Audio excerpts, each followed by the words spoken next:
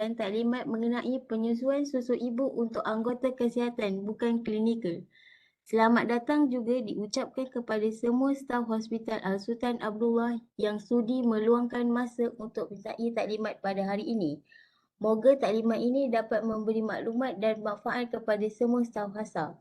Baiklah, tanpa membuang masa, dijemput Dr. Suryani Idris untuk menyampaikan taklimat beliau. Sekiranya ada pertanyaan, tuan-puan boleh type di ruangan chat untuk dijawab oleh penceramah kita nanti. Dipersilakan Dr. Suryani. Assalamualaikum, selamat sejahtera, salam Malaysia Madani. Boleh dengar jelas ya suara saya?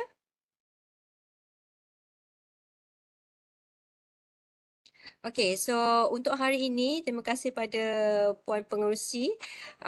Saya akan memberi talk mengenai penyusuan susu ibu untuk khasnya untuk anggota kesihatan yang bukan klinikal.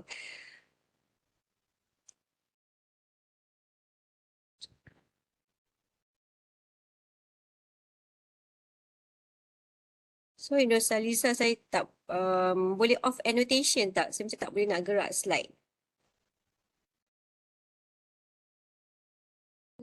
Cuba Dr. Next. Tak boleh next. Uh-uh. Sekejap. Dia punya arrow, dia tiba-tiba naik annotation dan the slide macam tak boleh bergerak. Sekejap.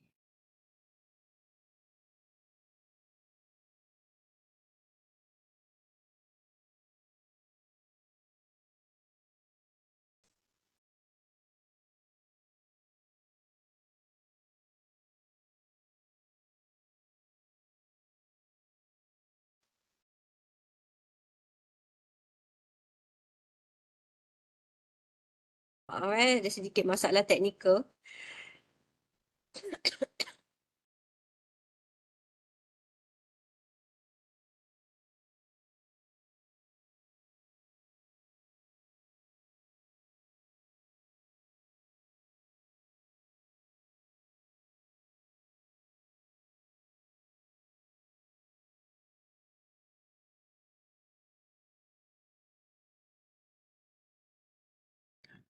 Doktor, kami tak boleh nak tekan apa-apa dekat sini. Is it? Sampai cursor pun tak boleh bergerak juga. Oh ya ke? Boleh doktor stop sharing sekejap, lepas tu start sharing balik. Itulah nak stop sharing tu, dia tersangkut. Dia frozen. Mana? Dia tak boleh nak.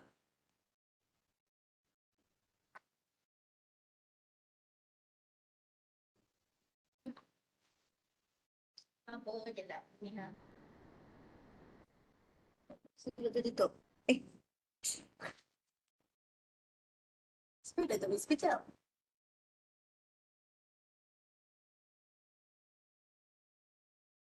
Tapi tak boleh juga.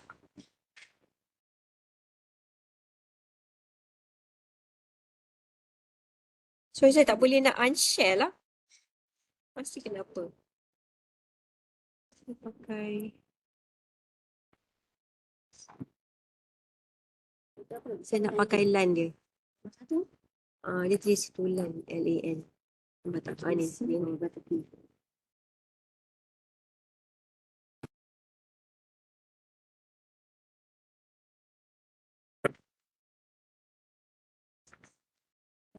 Buat lah kan.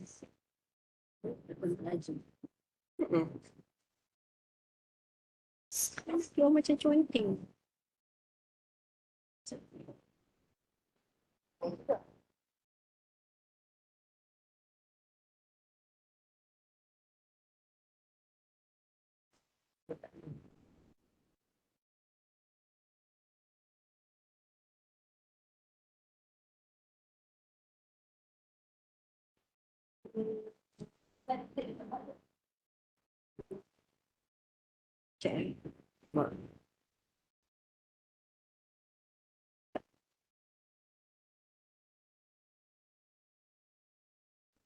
Dia kotor.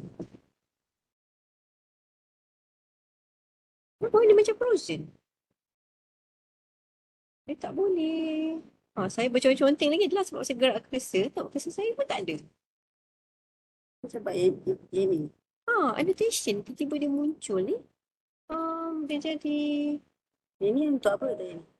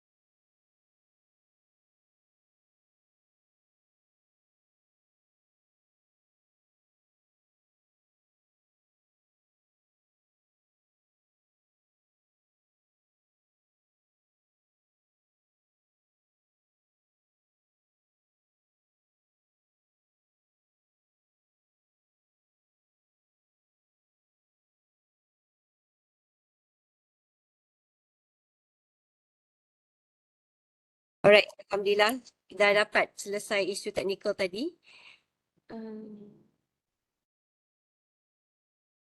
Alright, so sorry mengambil masa almost few minutes untuk the technical issue. Okay, so untuk bagi topik ini, di akhir sesi ini diharap semua yang listen to this talk dapat menerangkan apakah polisi penyusuan susu ibu in Malaysia and also di hospital kita, Hasa UiTM. Menerangkan kenapa pentingnya penyusuan susu ibu bukan sahaja pada bayi dan juga pada ibu. Apakah dapat menerangkan juga apakah keburukan dan risiko kepada ibu dan bayi yang tidak diberikan susu ibu, dan senaraikan jenis bantuan dan sokongan yang ibu-ibu boleh dapat di luar sana setelah mereka selepas bersalin dan juga untuk ibu-ibu hamil. And lastly, kita akan touch also bagaimana kod etika, tata etika pemasaran bayi dan produk berkaitan dapat dijalankan.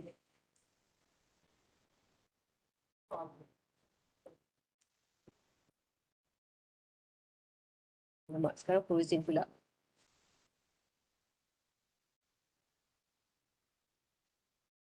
Oh, okay.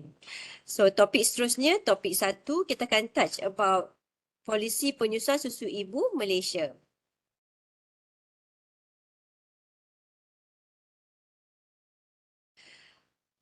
Okay, so kalau puan-puan dan tuan-tuan nampak di slide sini, di sebelah kiri ini adalah poster polisi penyusuan susu ibu di Malaysia, diserata kebanyakannya hospital-hospital rakan bayi dan juga klinik rakan bayi. So, kita hendak anda semua, tuan-tuan dan puan-puan, untuk memahami dan juga dapat kena memahami dan juga menjiwai apakah yang dikatakan di dalam polisi penyusuan susu ibu ni. So, semua susu ibu digalakkan untuk menyusu anaknya, okey, dengan susu ibu dari lahir sehingga umur 6 bulan. Okey, dan teruskannya hingga mencapai umur 2 tahun. Dan makanan pelengkap perlu diberikan mulai umur 6 bulan. So, ini bermakna bayi daripada lahir hingga ke umur 6 bulan hanya diberikan susu ibu sahaja. Okey, dan tidak perlu air ataupun any susu tambahan. Kenapa? Nanti saya akan terangkan di sequence slide. Dan juga tidak perlu makanan pelengkap sebelum bayi umur 6 bulan. Okey. Bagi topik seterusnya, saya akan menerangkan apakah itu kepentingan. Kenapa pentingnya untuk teruskan lagi penyusuan susu ibu, bukan saja pada 6 bulan yang pertama, tetapi juga untuk diteruskan selepas 6 bulan di samping memperkenalkan pemberian makanan pelengkap. Okey, so kita semua dah tahu dan aware lah kebanyakannya. Okey, kenapa pentingnya kita nak semua ibu berjaya susu penyusuan secara eksklusif pada 6 bulan yang pertama. Okey, ini kerana kita tahu yang kandungan nutrien dalam susu ibu adalah sangat valuable. Dia sangat cukup untuk pertumbuhan bayi, okey, dari lahir hingga umur 6 bulan. Okey, dan dia tak perlukan any ekstra air ataupun makanan pelengkap sebelum 6 bulan sebab kerana takut ini boleh menjejaskan kadar pertumbuhan bayi. Sebab dalam breast milk ibu 6 bulan pertama telah cukup zat-zat besi yang diperlukan untuk pembesaran yang optimum. Alright, dan bayi pada awal umur kurang dari 6 bulan, dia punya usus dan sistem penghadaman masih belum matang. So, oleh itu pemberian makanan selain daripada susu ibu, mahupun air ataupun makanan pelengkap ataupun susu formula sebenarnya tidak sesuai untuk bayi umur 6 bulan. Okey, kenapa air atau cecair lain tak sesuai untuk susu ibu? Kerana dia boleh juga bertindak sebagai untuk menghakis lapisan usus. Okey, so kalau ini terjadi akan mendedahkan bayi itu kepada pelbagai risiko seperti jangkitan dan juga alahan.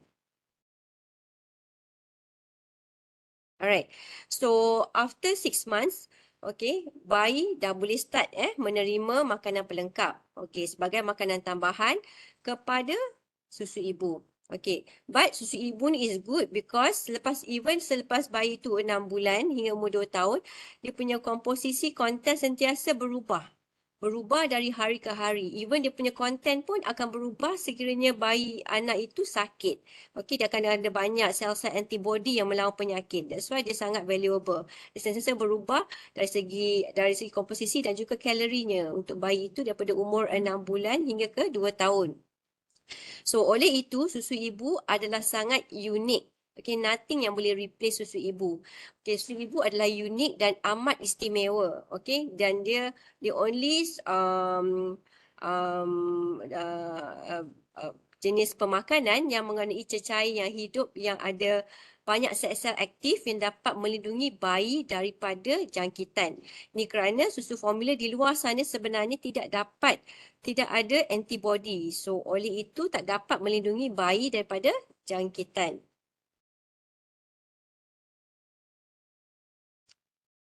Alright, untuk next topik 3, saya akan menerangkan apakah keburukan ataupun risiko kepada ibu dan juga bayi yang tidak diberikan dengan susu ibu. Sorry, this is a very busy slide. So basically, untuk sebelah kiri ni kita nak terangkan dulu. So anything kita nak terangkan satu produk, kita mesti nak beritahu apakah benefit ataupun kebaikan kan, and then baru ke keburukan. So apakah kebaikan kepada baby atau bayi yang baru lahir yang diberikan susu ibu? Seperti yang kita tahu, susu ibu adalah satu jenis pemakanan yang sangat unggul, dan memenuhi keperluan pertumbuhan dan perkembangan bayi. And because dia ada banyak pelbagai sel-sel aktif, antibody yang boleh membantu bayi daripada pelbagai jenis jangkitan. So kalau dapat reduce risk of infection, so oleh itu boleh mencegah sesetengah kes kematian bayi yang berkaitan dengan jangkitan. Alright. Selain pada tu, dalam masa tempoh masa jangka panjang, susu ibu juga dapat melindungi bayi itu daripada risiko alahan, eczema, penyakit non-communicable disease seperti kencing manis, diabetes, masalah obesiti dan juga darah tinggi. So one thing good thing kalau ibu siapa yang berpengalaman dalam penyusuan tahu yang breastfeeding ni tak payah disediakan, tak payah disediakan air, disediakan botol, sterilize semua. Ia telah tersedia. Just macam boleh feed pada bila-bila masa sahaja. Okay, dan tidak yang it's so easy. Dan dia berubah-ubah kandungan komposisi breast milk tu ikut keperluan bayi. So, downside pula keburukan kepada bayi yang tak diberikan susu ibu. So, dia kontras daripada kebaikan tadilah.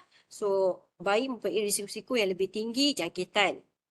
Okey, sebab dalam susu formula tidak mengandungi antibody. So, bayi boleh terdedah kepada jangkitan seperti jangkitan usus, cerit-berit, masalah pernafasan, telinga dan juga saluran kencing. Dan bayi juga boleh expose pada risiko alahan, penyakit alahan seperti eczema, risiko jangkitan ataupun keradangan usus, especially untuk baby yang pramatang. Okay. Dan ada studi membuktikan yang perkembangan IQ untuk baby yang diberikan susu formula adalah lebih rendah berbanding dengan ibu yang bayi yang menerima susu ibu. Sorry. Dan juga pada jangka masa panjang, risiko untuk bayi-bayi ini yang tidak diberikan susu ibu, penyakit seperti diabetes, darah tinggi dan juga obesiti adalah lebih tinggi. Dan kerana susu formula tidak mengandungi antibody, so bayi-bayi tersebut lebih berisiko mendapat infection. So risiko kematian bayi dan kanak-kanak lebih tinggi pada awal usia untuk bayi-bayi yang tidak diberikan susu ibu.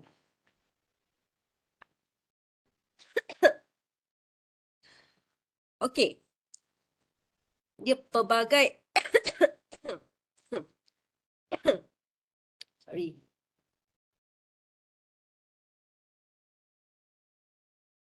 So benefit kepada ibu juga sangat banyak for ibu yang breastfeeding. So antaranya mengurangkan risiko kanser, kanser payudara dan beberapa jenis kanser ovary, mengurangkan risiko kerapuhan tulang ataupun masalah osteoporosis pada meningkat usia. So one thing yang paling ramai suka bila kita nasihat about breastfeeding, because breastfeeding dia membakar extra kalori. So dia dapat membantu ibu-ibu ni mengembalikan kepada bentuk badan asal sebelum hamil. Dan because semasa menyusu akan release hormon dalam badan iaitu hormon oksitosin. So hormon ini dapat membantu mengecutkan rahim selepas bersalin dan oleh itu mengurangkan risiko pendarahan lepas bersalin. Dan kaedah penyusuan secara eksklusif dia dapat merencat ovulasi. Okay, so oleh itu dia juga salah satu cara daripada untuk merancang keluarga. Dan juga because breastfeeding affect hormon. Okay, so that's why dia akan melewatkan sedikit kedatangan haid untuk setengah wanita lah. Alright. Dan juga of course bonding antara ibu dan bayi akan bertambah. Okay, dia juga because also hormon oksitosin tu tadi juga is a love hormone. So dia dapat meningkatkan ikatan kasih sayang antara ibu dan bayi setiap kali proses penyusuan tu berlaku. Okay, so of course keburukan kepada ibu adalah yang kontras daripada tadilah, alright. Dia meningkatkan risiko payudara, beberapa jenis kanser ovary, osteoporosis, okay. Dan risiko kurang darah, anemia, because risiko tumpah darah tu lebih tinggi, okay. Dan kehamilan boleh berlaku lebih awal kerana dengan hanya proses penyusuan susu ibu ni secara eksklusif dapat membantu untuk mengekalkan jarak kehamilan. Alright. Okay. Okay, so basically terdapat kita just nak this slide very busy slide. So basically that list down apakah downside, okay, ataupun keburukan of susu gantian. So seperti yang saya kata tadi tu, rumusan bayi actually dia tidak ada mengandungi antibody. Dia tak ada antibody sebenarnya. So oleh itu, kalau tak ada antibody ni, dia akan expose bayi itu kepada jangkitan kuman. So of course akan cenderung penyakit-penyakit seperti jangkitan celik berit, jangkitan saluran pernafasan, alright. Dan juga risiko untuk kurang zat makanan, especially kalau ibu tu menyediakan formula tu tidak mengikut sukatan ataupun cara yang betul. Okay. Dan of course kalau untuk susu gantian ataupun susu formula ni, dia memerlukan preparation, memerlukan teknik pembersihan, sterilize botol-botol puting, memerlukan air yang bersih dan bahar api untuk masak air hingga mendidih. Okay, just untuk prepare rumusan bayi.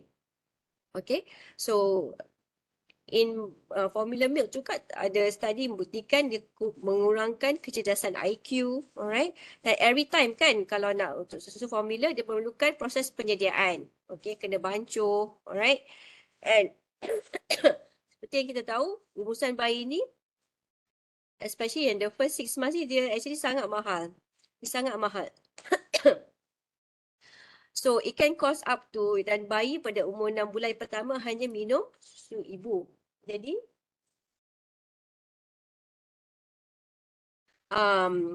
ibu perlu sentiasa ataupun family perlu sentiasa menyediakan jumlah wang yang cukup untuk membeli sebab rumusan bayi ni adalah mahal. It can cost near to 1,000 dalam sebulan. Okay. Alright, so selain daripada memberikan susu formula ini dengan melalui botol, ada juga kaedah yang ibu juga diajar untuk memberi minuman melalui cawan. So kalau melalui cawan, ibu pula kena belajar macam mana nak beri bayi minum melalui cawan. Dan ini mungkin mengambil masa untuk belajarlah untuk memberikan bayi itu melalui cawan. Okay. Dan nombor 8, because bila tidak menyusu, so kaedah perancang keluarga melalui kaedah penyusuan secara eksklusif, dia akan terencat. So ibu mungkin boleh mengandung lagi dengan jangka masa yang lebih dekat selepas bersalin. Alright. Dan mungkin juga untuk setengah because dia mengambil masa untuk kena membancuh preparation of the breast milk, of the formula milk, dia akan dapat risiko kurangkan ikatan kasih sayang antara ibu dan bayi. So seperti saya kata tadi, this is another composite gambar yang saya dapatkan daripada slide unit pemakanan KKM. So this is just gambar rajak untuk menunjukkan secara gambar rajak perbezaan komposisi susu ibu pada sebelah kanan ni compared to formula. So perempuan boleh nampak so dekat breast milk apa advantage dia. So dia lebih tinggi. So in formula milk dia tidak ada komponen ni lah, antibody, right, hormones, okay, antivirus, so kita tak nampak antivirus, anti-allergy, anti-parasit yang melawan jangkitan jenis parasit juga, growth factors dan juga setengah enzim. So oleh itu breast milk dia sangat jenis pemakanan yang unggul compared to any jenama formula out there. Alright, for the next topic saya akan menerangkan apakah yang kita katakan yang kriteria global 10+4 langkah ataupun yang kita tertera all over di HASA sini. Kalau perempuan pernah nampak poster ni, okay, this is our poster di hospital HASA UiTM, poster polisi penyusuan susu ibu. Okay, kenapa kena adanya polisi? Kita nak as a reminder pada semua staff di sana, bukan sahaja klinikal, also non-klinikal, apakah polisi-polisi yang kita harus patuhi untuk mencapai hospital rakan bayi. Okay, so ini juga one of the criteria untuk mendapat hospital rakan bayi. So polisi ni juga harus tertera di unit-unit di mana penjagaan ibu dan bayi berlaku, right? Especially di unit-unit pediatrik, di kecemasan juga dan juga di ONG. So the next 3 slides akan just menerangkan bit by bit apakah tu langkah 1 hingga 14. So untuk langkah 1 first, harus mempunyai polisi yang bertulis. So polisi tu kita dah ada di Hasa UiTM. Nombor 2, why kita train all the staff, especially anggota kesihatan yang taking care of newborn and pregnant mothers, sebab untuk menolong ibu menyusu, okey, staff harus berpengetahuan dan berkemahiran, tahu macam mana nak counselling masalah-masalah common penyusuan. So oleh itu kita aim untuk train. Okey, kalau boleh kita nak capai 100% lah staff-staff di pediatrik, di ONG, di kecemasan, NS, okey. So nombor 3, semasa ibu-ibu tu hamil, maknanya masa ibu-ibu ni attend masa antenatal klinik mengandung, kita akan memberi talk, okey, apakah kebaikan susu ibu, macam mana nak mengurus penyusuan susu ibu sejurus selepas bersalin. So langkah 4 dan 5, more of lepas bersalin, membantu ibu-ibu mulakan penyusuan yang awal sejurus selepas kelahiran. Okey, seawal setengah jam selepas kelahiran, so kita akan let the skin to skin selama yang boleh bayi itu atas dada ibu. Okay.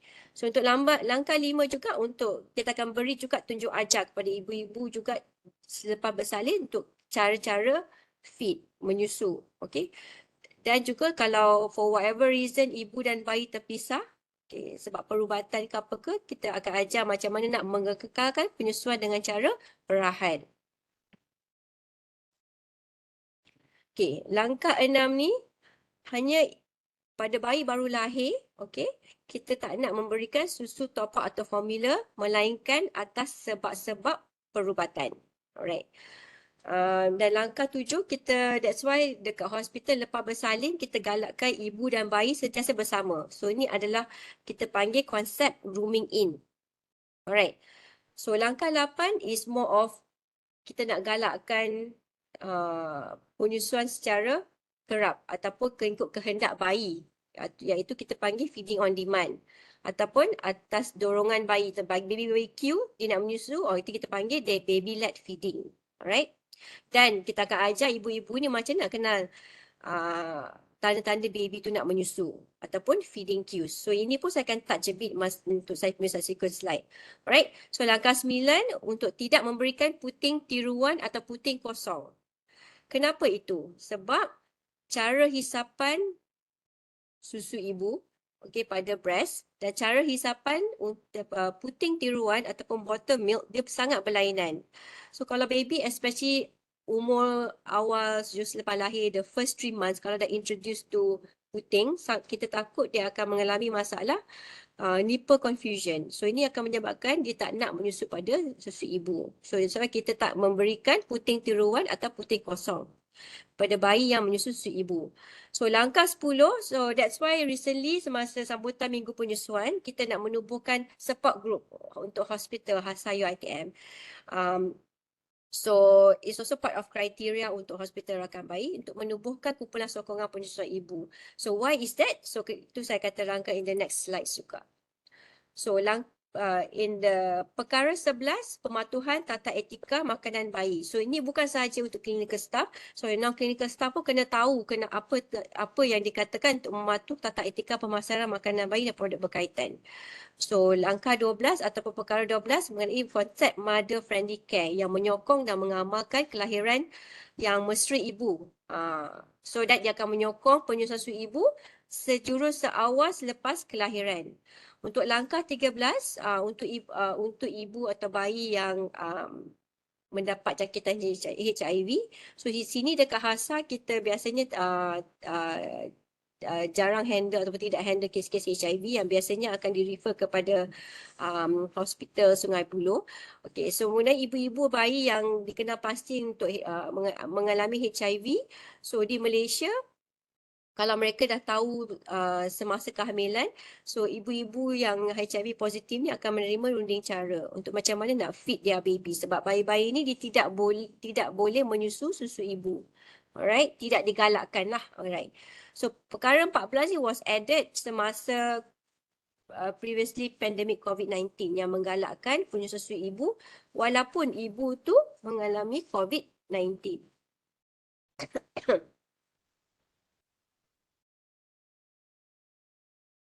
Alright, so untuk next topic, okay, topik 5 is a concept where kita nak anda semua faham.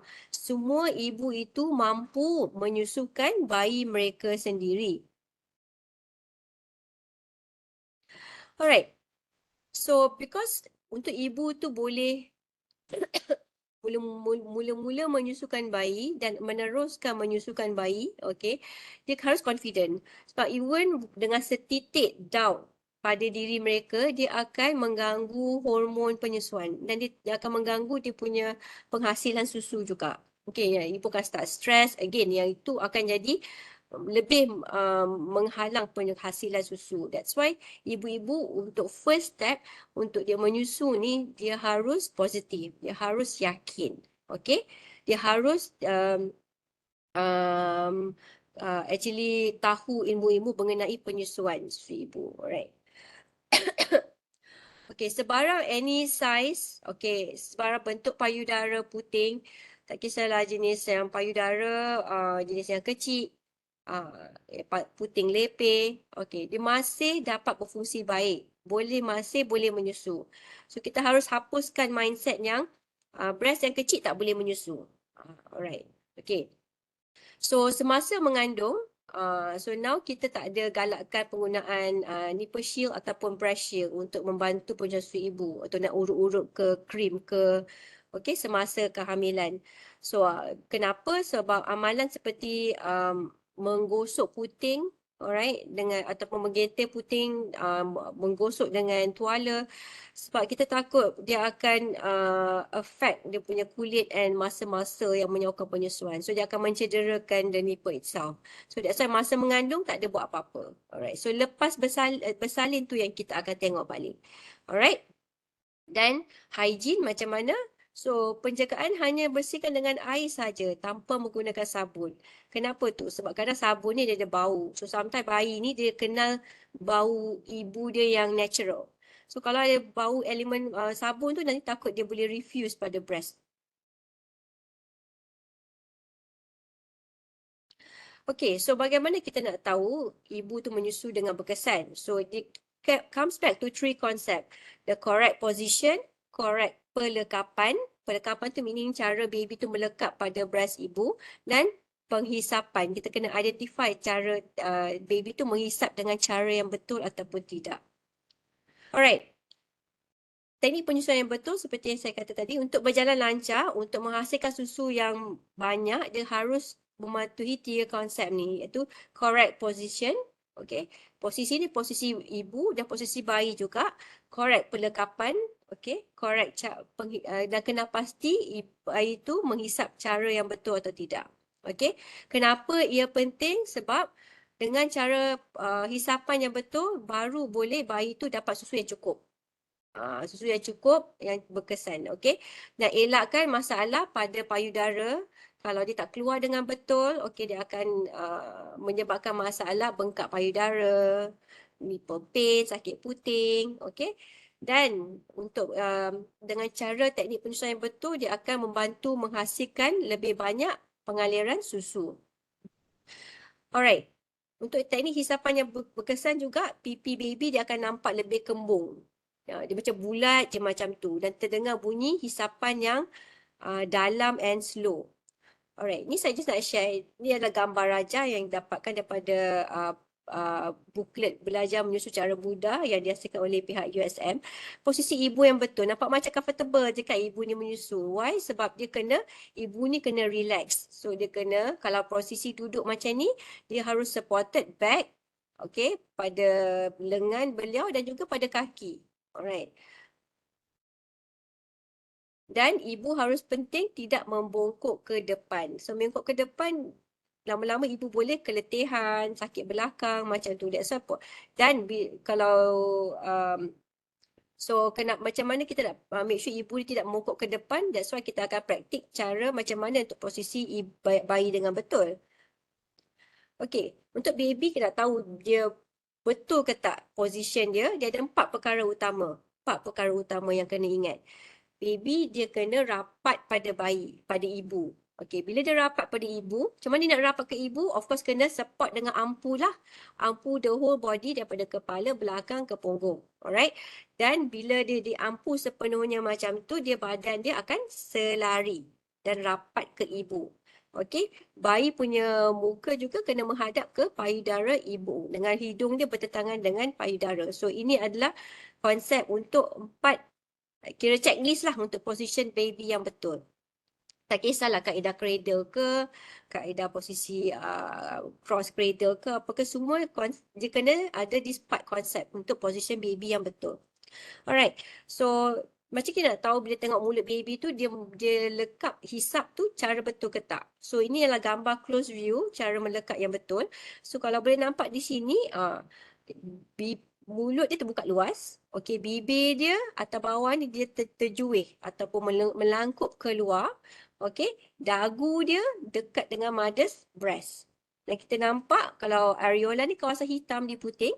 Okey, dia akan nampak kawasan dekat atas ni dia lebih banyak nampak compared to area bawah. Ni kalau dengan cara pelekapan yang betul. So dia 4 konsep again. Alright, mulut baby buka luas, bibir dia terjuih, okey, dagu sentuh payudara dengan areola ni, area hitam pada payudara dia akan nampak lebih besar dekat atas ni. Alright. Untuk cara tu lekapan yang betul. So lekapan yang salah dia berbeza, nampak ni. Dia jauh kan? Jauh daripada breast ibu. Dan nampak dia punya mulut dia pun kecil je. Compared to gambar tadi kan. Mulut kecil, tak terbuka luas. Okay. Bibir dia macam more of mencengkung ataupun tertarik ke dalam. Dagu dia tadi rapat dengan nipple ibu kan. Yang ni dia jauh. So areola dia nampak sama besar atas dengan bawah ni. Area atas bawah ni sama besar. Alright. So maknanya because dia tak cover banyak area kawasan hitam areola ni. Okay. Dan baby sebab dia tak dapat susu tu dengan secukupnya. So dia akan hisap cepat untuk dapat susu yang secukupnya. Dia akan hisap cot bunyi dia. Okay. Dan bila lepas bayi ni menyusu, kalau dia lekap secara salah, ibu akan sakit sebab dihisap pada puting je. Hisap pada puting je. Alright. Dan dia akan nampaklah perubahan pada nipple ibu tu. Sebab nipple tu kalau lepas menyusu patutnya bentuk dia sama. Tapi kalau bentuk dia lepeh, kemek, maknanya baby tu hisap nipple. Alright. So of course kalau semua ni bayi tu tak dapat keluarkan susu dengan yang betul, hisap pula pada puting, ibu boleh mengalami masalah bengkak payudara. Alright. So ibu pun kena tahu bila nak tahu baby tu nak menyusu.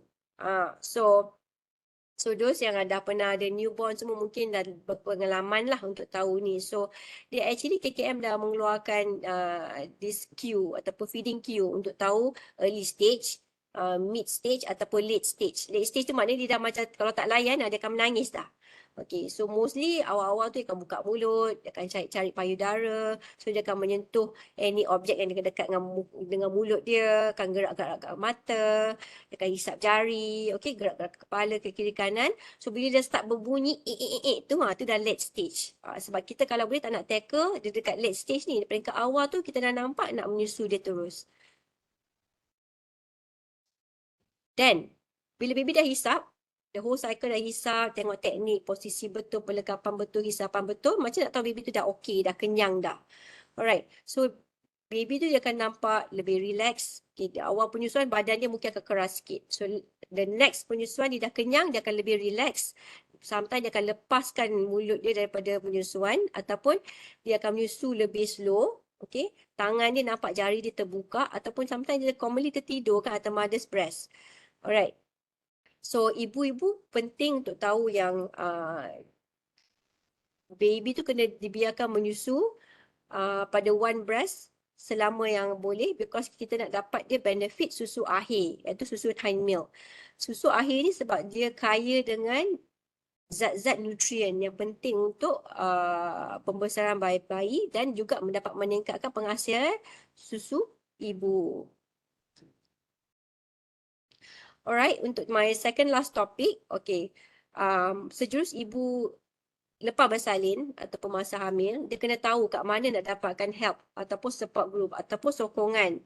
Because why? Untuk penyusuan tu berjaya, dia bukan hanya perlu support daripada in-house hospital sahaja. Bila dia di luar sana, dia kena continuous support. Either dia boleh daripada dia punya own family ataupun daripada anggota kesihatan di luar ataupun NGO support group di luar. So siapakah ataupun so nowadays because the awareness untuk breastfeeding tu dah sebar meluas. Kalau perempuan tengok dekat even social media memang banyak kat Malaysia ni support group. Each daerah kat Malaysia ni memang ada support group. Alright. So biasanya ibu-ibu yang lahir kalau kat hospital ni kita akan bagi like a pamphlet dengan contact number kita punya unit laktasi ataupun klinik ONG sekiranya mereka ada masalah lepas bersalin. Alright. So ibu-ibu di luar sana kat mana dia dapat support kalau mengalami masalah penyusuan, dia either boleh from nearby hospital ataupun klinik, either from doktor-doktor yang train dalam penyusuan lah ataupun doktor daripada kanak-kanak, doktor pediatrik ataupun doktor ONG. Of course staff-staff di anggota kesihatan semua pun boleh membantu sekiranya ibu ni perlukan bantuan sokongan, and di setiap even kat Puncak Alam ni pun dia ada kumpulan support group dari ibu ke ibu. Alright. Cuma kalau lepas biasanya lepas lahir most hospital, especially hospital rakan bayi, dia akan bagi contact number kat mana nak reach to this support group. So lastly kita akan cover what is pematuhan kod etika pemasaran makanan bayi dan produk berkaitan. So this is a booklet yang memang available kat our unit hospital. So kalau memang available especially dekat unit-unit ward pediatrik dengan gynae lah. So this is buku yang daripada KKM. Okay, buku mengenai tata etika pemasaran makanan bayi dan produk berkaitan. Okay, basically buku ni dia merangkumi prinsip-prinsip asas. Okay, macam pemakanan. Tak dengar? Sorry. Tak dengar ke? Dengar je doktor. Oh, okay. Saat saya nampak ada komen tu tak dengar. Alright. Mungkin suara saya sayup kot sekejap ke depan ke belakang daripada komputer. Alright, sorry. Okay, so basically buku ni dia akan merangkumi proses-proses asas bagaimana formula-formula di luar sana dari segi pemasaran, maklumat produk tersenarai serta produk makanan lengkap bayi. Alright. Of course, bukan sahaja clinical staff sahaja, anggota kesihatan bukan klinikal sangat memainkan peranan. Okay, bagi menjayakan penyusuan susu ibu dekat hospital. So mereka juga perlu patuhi kod tata etika lah. Okay, tata etika pemasaran makanan bayi dan produk berkaitan.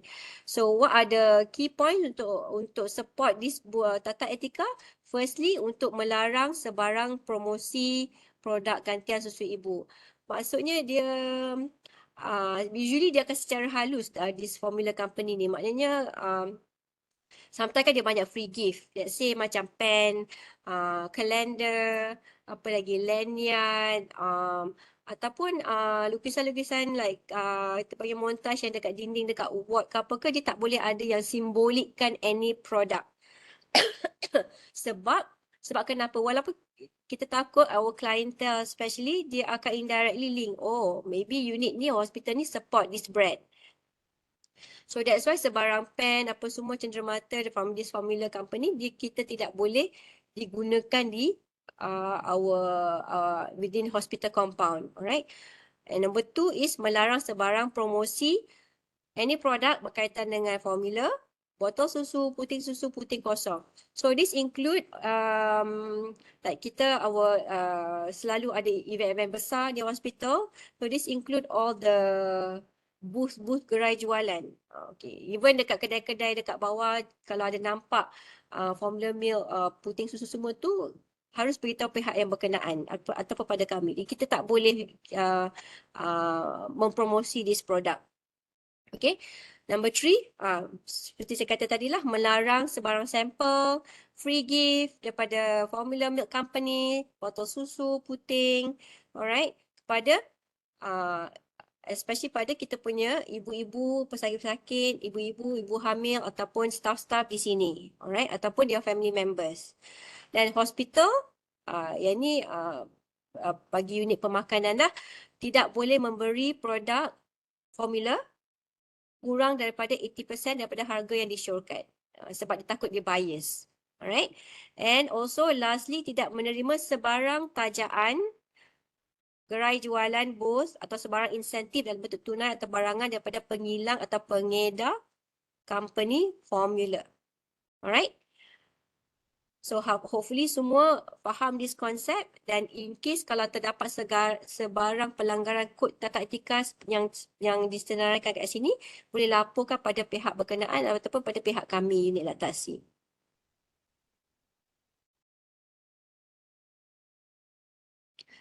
Alright, so lastly, okay, kesimpulannya, overall in a nutshell, terharap semua dapat memahami dan mengamalkan polisi penyusui ibu. Alright, kalau nak dapatkan a soft copy ataupun hard copy atau polisi penyusui ibu, boleh dapatkan pada kami, unit laktasi. Boleh ya kat situ. Okay, sebab faham, sebab it's not easy to read through dekat poster semua tu, because dia ada banyak kan 10+4 step tu. So unit laktasi team telah menyediakan like a small copies lah of this policy. So dia boleh dijadikan pembacaan ataupun kita boleh always read through it. Okay.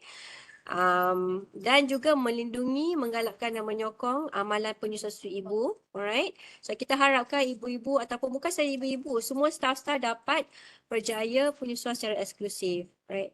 Dan juga number 3 is mematuhi tata etika pemasaran makanan bayi dan produk berkaitan dengan melarang sebarang periklanan, any produk, sebarang insentif, gerai jualan that berkaitan dengan formula milk company.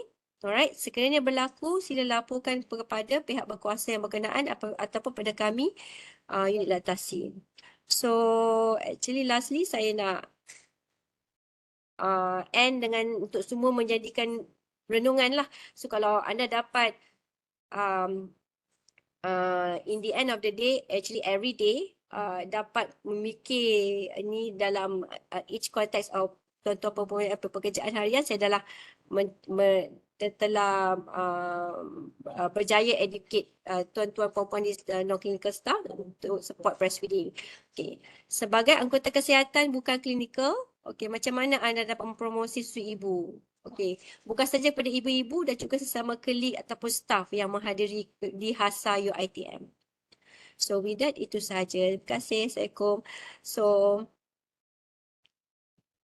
ada beberapa soalan. alright, sekejap saya kena, I think unshare dulu baru saya boleh nampak. Sekejap.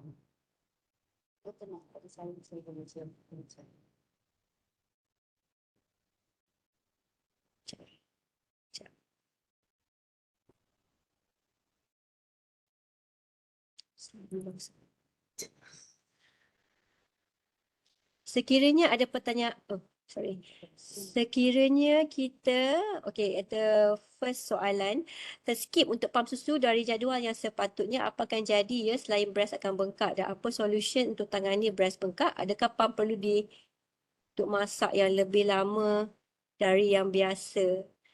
Okay, this is quite common scenario lah. Because sometimes during work, I mean ideally, untuk kekalkan penyusuan, untuk express ataupun pam susu, kalau boleh gap tu jangan lebih lama daripada 3 or maximum 4 hours. Sebab apa dia akan menyebabkan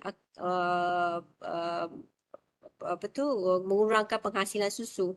Okey, sebab susu yang penuh bengkak dia akan menyebabkan satu protein dalam sel dalam payudara, iaitu kita panggil FIL, dia akan merencatkan penghasilan susu. So that's why susu sentiasa harus dikosongkan.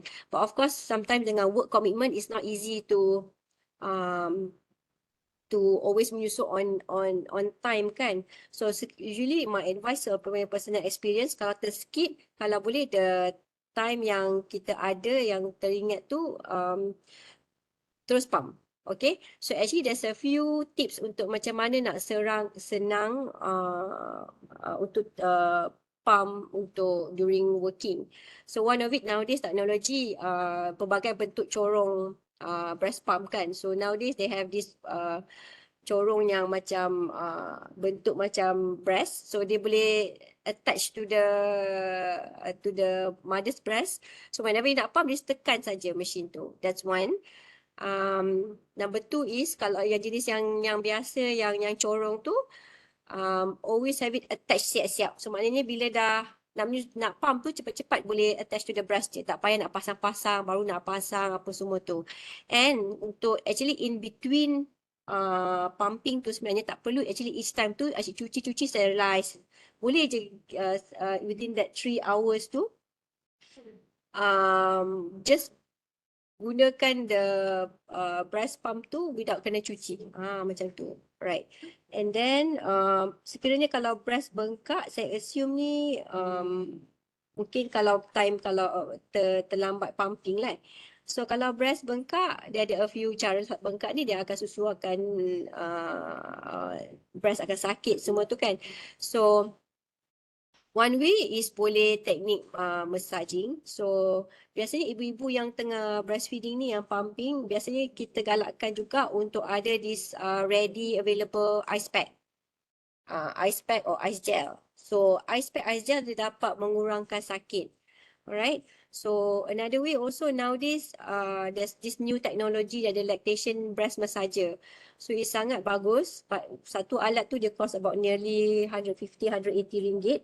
Dia boleh digunakan untuk anytime ibu mengalami bengkak susu, especially clogged up. So that's one of the tips lah. And then kalau miss timing untuk VHQ 9007 VHQ 9007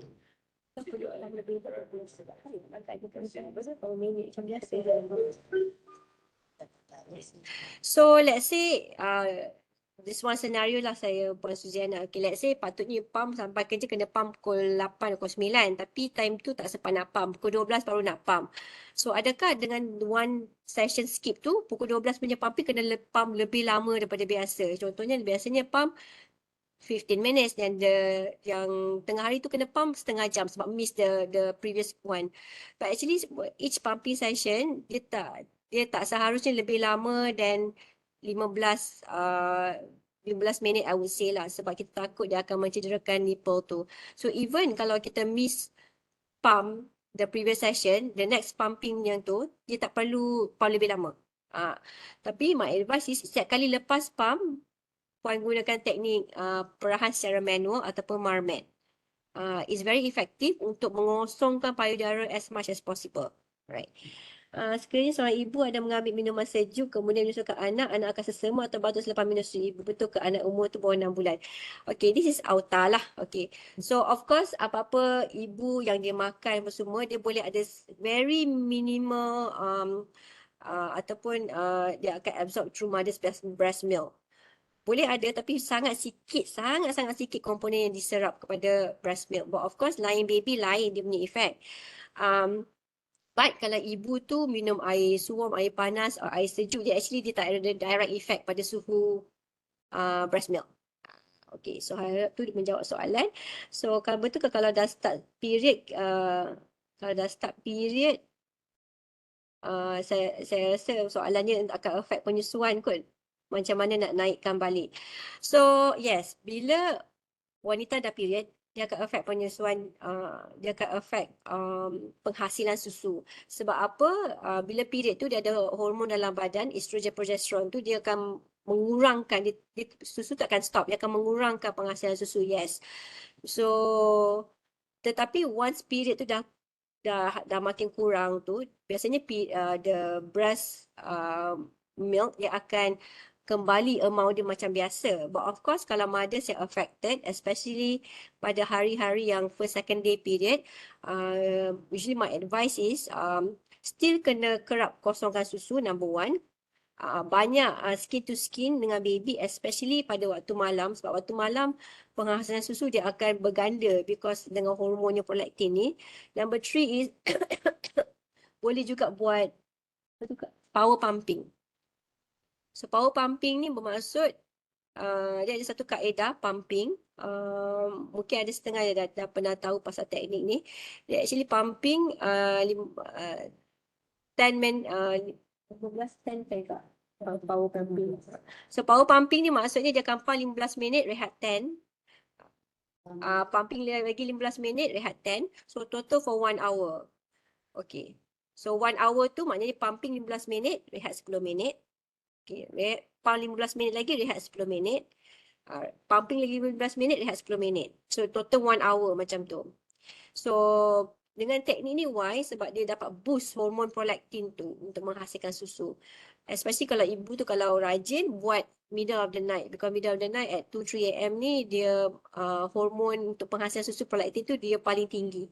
So that's one of the tips lah. Adakah Marmet tu perlu untuk setiap pumping session? Sangat digalakkan. Sangat digalakkan sebab no technology of breast pump dapat beat cara hisapan baby. Sebab hanya hisapan baby dapat yang the only yang dapat mengosongkan payudara sepenuhnya. Alright. So untuk breast pump ni dia bukan, memang ada studies, dia bukan dapat mengosongkan payudara sebanyak boleh. So oleh itu for each time untuk pumping digalakkan untuk buat Marmet.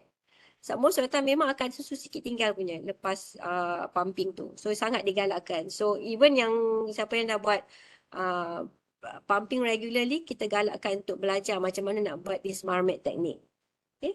Prolaktin tu banyakkan susu atau pekatkan susu. Okay. Hormon prolaktin ni dia terhasil untuk setiap kali selepas penyusuan dan dia dapat meningkatkan amount of susu. Dia membanyakkan susu lah basically. Yang faktor yang memekatkan susu dia bergantung pada pelbagai faktor actually. Especially mothers punya diet lah. Alright. So prolaktin tu yes, it's actually more untuk membanyakkan susu.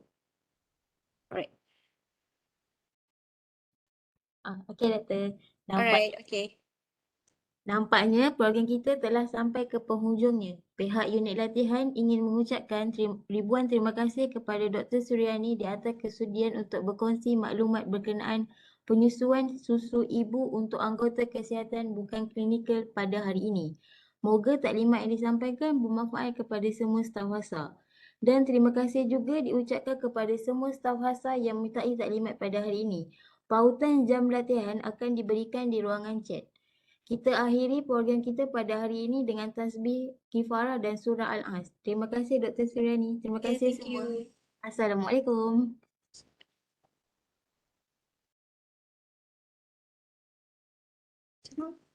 Confused boleh off dah kot ni Okay, start sharing. Boleh Doktor? Oh tengah.